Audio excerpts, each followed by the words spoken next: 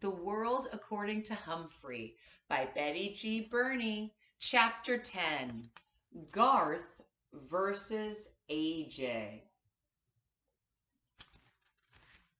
If you have dogs or cats, you have to be very careful not to let them get near Humphrey, Miranda warned the rest of the class when we returned to room 26. You can say that again, I squeaked, but she didn't.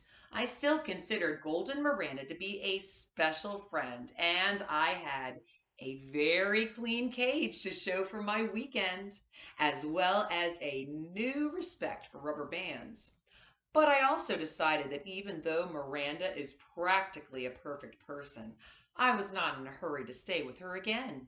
AJ raised his hand. Oh, sorry, Humphrey. AJ raised his hand, and Mrs. Brisbane called on him. May I have Humphrey this weekend? We don't have a dog or a cat, he bellowed. Lower your voice, AJ. I'll let you know on Thursday. There may be other students who want Humphrey as well. At least half the kids in the classroom went up as kids started shouting, me, me. I was quite flattered, but for some reason the whole subject seemed to make Garth mad. Within minutes, he shot a rubber band at AJ. Ouch! AJ complained loudly. When he told the teacher what had happened, Garth denied it. Humphrey did it, he said. Gail giggled. Mrs. Brisbane did not. I don't believe a hamster can shoot a rubber band, she said sternly. A lot she knows. The next day, Garth stuck his foot out and tripped Art as he went to sharpen his pencil. I didn't do it. He's just clumsy, Garth protested when Mrs. Brisbane angrily scolded him. That day, Garth pushed Gail at morning recess. Spent afternoon recess inside.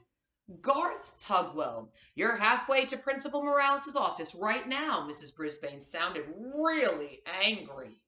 Garth just shrugged his shoulders.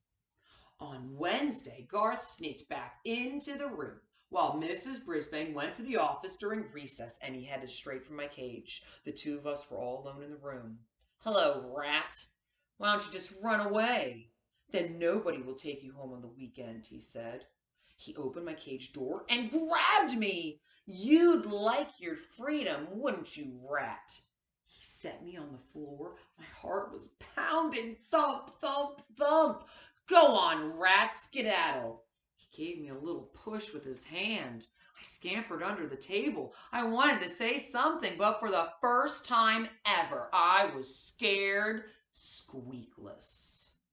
Have fun, he said, and in an instant he was gone.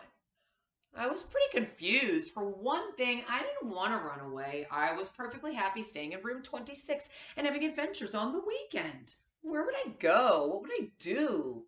There was no time to waste. I scampered over to the cord that hung down from the blinds and grabbed onto it. Then I started the old swinging routine, back and forth, swinging a little higher each time until I reached the tabletop. Back, forth, back, forth, back, forth, leap! There wasn't time to think about my queasy stomach as I raced into my cage, slamming the door shut behind me. Just then, Mrs. Brisbane returned. I darted into my sleeping house so she wouldn't see how hard I was breathing.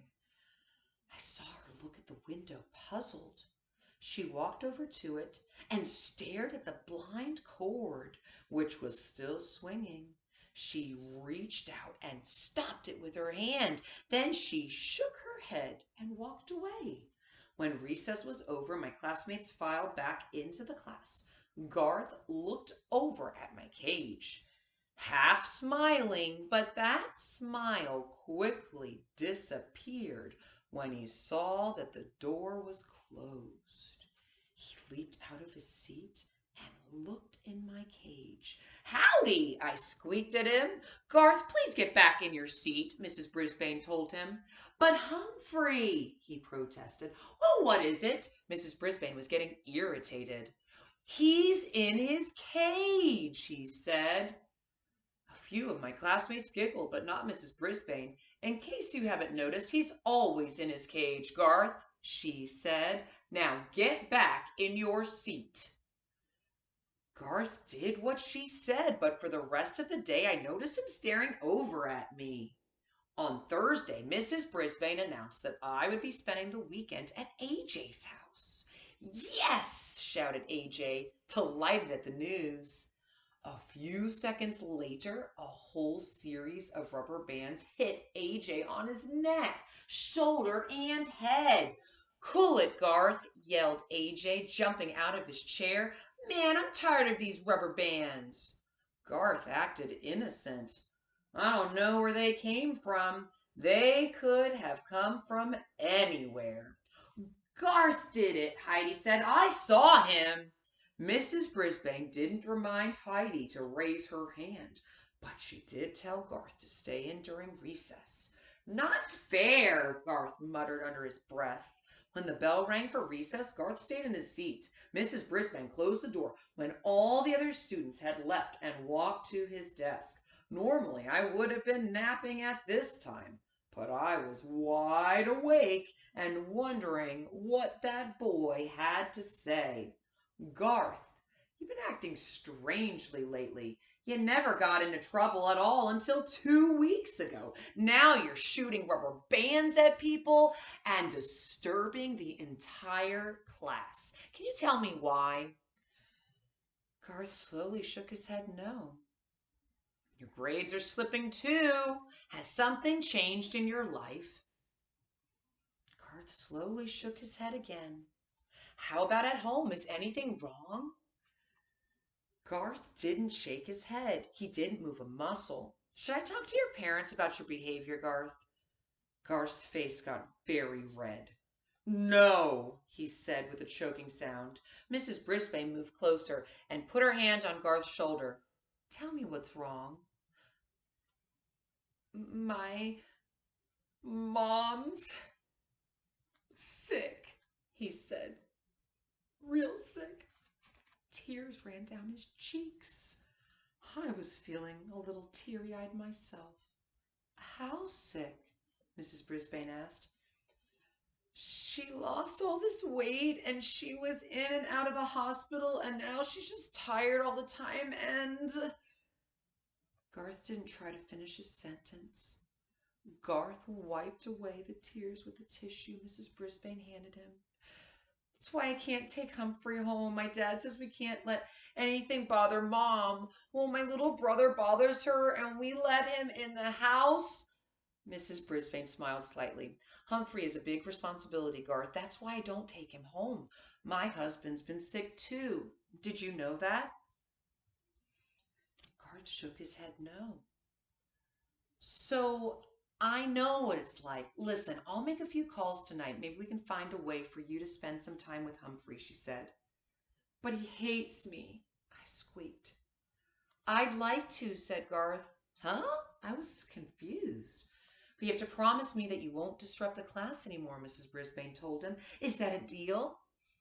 Garth nodded. Deal. As you know, I'm very good at coming up with plans to solve human problems. Very, very good. But try as I might, I couldn't imagine what Mrs. Brisbane's plan to get Garth to spend time with me could be. I was still trying to figure it out when Aldo arrived that night. Humphrey, my man, he yelled when he opened the door. I almost fell off my wheel. You are the most handsome, intelligent hamster in the world. And I am the luckiest man in the world because I am dating the most beautiful woman in the world. Aldo swept his way toward my cage, then lowered his voice. But don't tell anybody I said so. Not yet. After all, Marie and I have only been out 3 times, but oh, what times we've had. He pulled up a chair and sat very close to me. And it's all thanks to the Moonlighters Club and that clipping over there. He pointed toward the spot where the overhead projector had once stood. And you. I know you had something to do with it. I just can't figure out what. Anyway, don't tell anybody, but someday I'm going to marry Maria. And when I do, I want you to be best man or best hamster, I guess. I really mean it. If you were a guy, I'd buy you a burger.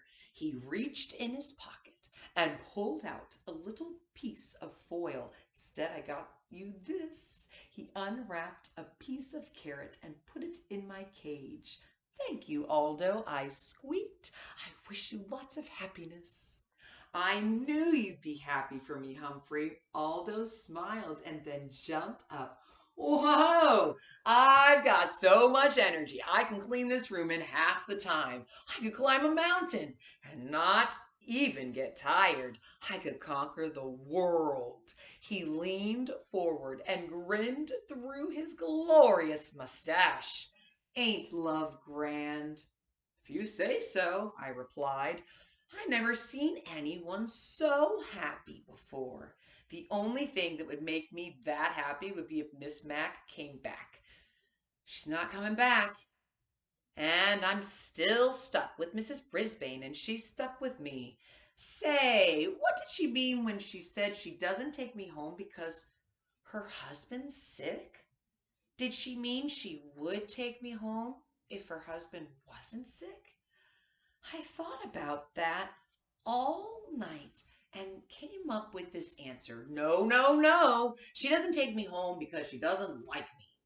Maybe I'm lucky after all.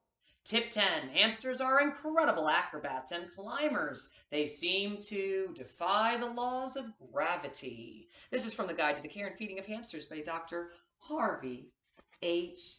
Hammer. And this was chapter 10 from The World According to Humphrey. And chapter 10 is Garth versus AJ.